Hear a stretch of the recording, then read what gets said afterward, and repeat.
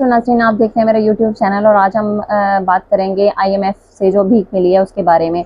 नाज़रीन, ये हमारे जो हुक्मरान हैं हमसे न जाने क्या गुनाह हो चुके हैं, जो जिसका जो खमियाजा है हम आज तक भुगत रहे हैं कि ये जो दो ख़ानदान हैं, ये जो डायनेस्टिक पॉलिटिक्स खेल रही हैं, जो कि नस्ल दर नस्ल हमारे पे जो है मुसल्लत कर दिए गए हैं।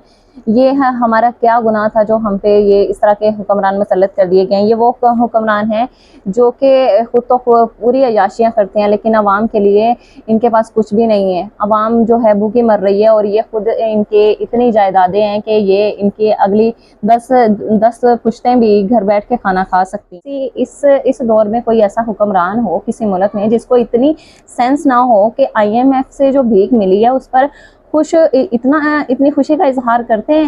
नाज़रीन, ये जो आईएमएफ से भीख मिली है ये खुशी की बात है हमारे लिए कि हमें भीख मिल गई है।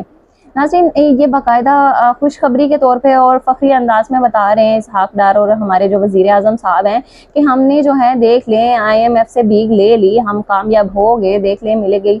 और ये तो एक अलग बात है कि आईएमएफ की जो भीख मिली है इसके क्या इम्पेक्ट पड़ेंगे। और आपको पता है कि ये भीख मिली क्यों, किस वजह से मिली है।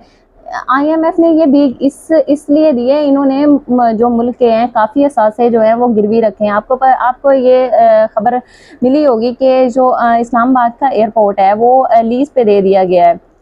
इस्लामाबाद का सबसे बड़ा एयरपोर्ट है। इसहाक डार ने भी इसके बारे में बताया कि जी हम उसको ना आउटसोर्स कर रहे हैं। और इससे पहले जो पोर्ट कासिम है कराची की जो बंदरगाह है वो भी दुबई के कब्ज़े में है, दुबई के वो कंट्रोल में है। नाज़रीन, ये क्यों है? इसका सारा कंट्रोल हमने अपनी तमाम असासों का कंट्रोल जो है वो गैर मुल्की लोगों को दिया है। तो उनसे अगर हमें थोड़े बहुत पैसे मिल जाते हैं हम उस पर खुश होने लग जाते हैं। तो आईएमएफ ने भी ये जो है हम पे करम नवाजी इसलिए की है, इन्होंने अपने कुछ असासे उसके गिरवी रखवाए हैं और उसकी तमाम शर्तें मान ली गई हैं। आईएमएफ की जो शर्तें होती हैं वो इतनी टफ होती हैं कि जो समझदार हुक्मरान होते हैं वो उसकी फर्स्ट तो आईएमएफ के पास जाते नहीं हैं, सेकंड वो उसकी शर्तें मान नहीं सकते, क्योंकि अगर वो उसकी शर्तें मानते हैं तो हमारी जो गरीब आवाम है उसका जीना हराम हो जाता है और मुल्क जो है वो तरक्की नहीं कर सकता, क्योंकि उस पर टैक्सेस और तमाम चीज़ें बहुत ज़्यादा बढ़ा दी जाती हैं। नाज़रीन, ये जो अब भीख मिली है इसका क्या इम्पैक्ट होगा? इसका ये इम्पैक्ट होगा जो कि इसहाक डार साहब भी बता चुके हैं, जी हम पेट्रोल की भी कीमतों में इजाफा करेंगे, ये भी महंगा हो जाएगा, ये वो भी। जी नाज़रीन, बिजली, गैस और तमाम अशिया जो हैं वो महंगी हो जाएंगी और जो सैलरीड जो तबका है, जो तनख्वाहदार तबका है, उसकी सैलरी पे 35% इन्होंने और टैक्सेस लगा दें। नाज़रीन, ये जो मियां मंशा को तो आप जानते होंगे जो कि बहुत बड़े बिजनेसमैन है, उन्होंने पाकिस्तान के बारे में एक बात कही है। उन्होंने कहा है कि बहुत जल्द जो है अफगानिस्तान जो है पाकिस्तान से आगे निकल जाएगा। नाज़रीन, आप जानते हैं ये अफगानिस्तान कौन सा मुल्क है? ये जो कि एक भूखा और खाली मुल्क है, जिसे जो है तमाम दुनिया ने नाकबूल किया है। उनके पास कुछ भी नहीं है, लेकिन वो फिर भी कह रहा है अफगानिस्तान जो है पाकिस्तान से आगे निकल जाएगा। कैसे निकल जाएगा? क्योंकि कम से कम उस पर लॉयल जो हैं वफादार और लॉयल किस्म के वो हुक्मरान उन पे मुसल्लत हैं।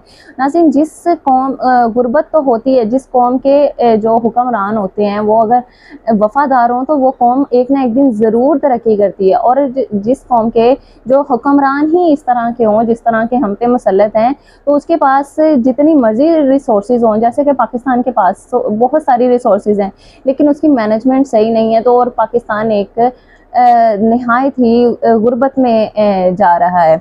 और उन्होंने एक बात कही कि श्रीलंका जो है वो डिफ़ॉल्ट कर गया था, लेकिन अब उसके हालात बहुत बेहतर हो चुके हैं। क्यों बेहतर हो चुके हैं? वो इसलिए कि वहाँ पे रूल ऑफ लॉ है। उनका ये इशारा किस तरफ था कि जो उनके इदारे हैं वो कम से कम आज़ाद हैं। तो उन्होंने कहा वहाँ पे रूल ऑफ लॉ था, यानी कि जिसको सज़ाएं देनी थी या जो फैसले करने थे वो उसमें फ्री थे, वो फ्रीली जो है अपने फैसले ले सकते थे, इसीलिए वो डिफ़ॉल्ट में से निकल गए।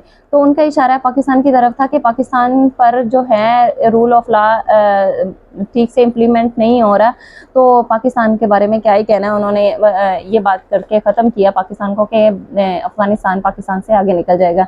नाज़रीन, अब आने वाले वक्तों में देखा जाएगा कि ये जो आईएमएफ की जो ये भीख मिली है इसका क्या इम्पेक्ट होगा। ये तो होपफुली यही होगा कि जो महंगाई है वो इस कदर बढ़ जाएगी कि गरीब आवाम तो है वो एक वक्त की भी रोटी खाना मुश्किल हो जाएगी। उसके बारे में तो यही कहा जा सकता है कि अल्लाह ताला हमें माफ़ करे, हमारे जो गुनाह हैं उनको माफ़ कर दे और हम पर जो अच्छे हुक्मरान हैं वो मुसल्लत करें।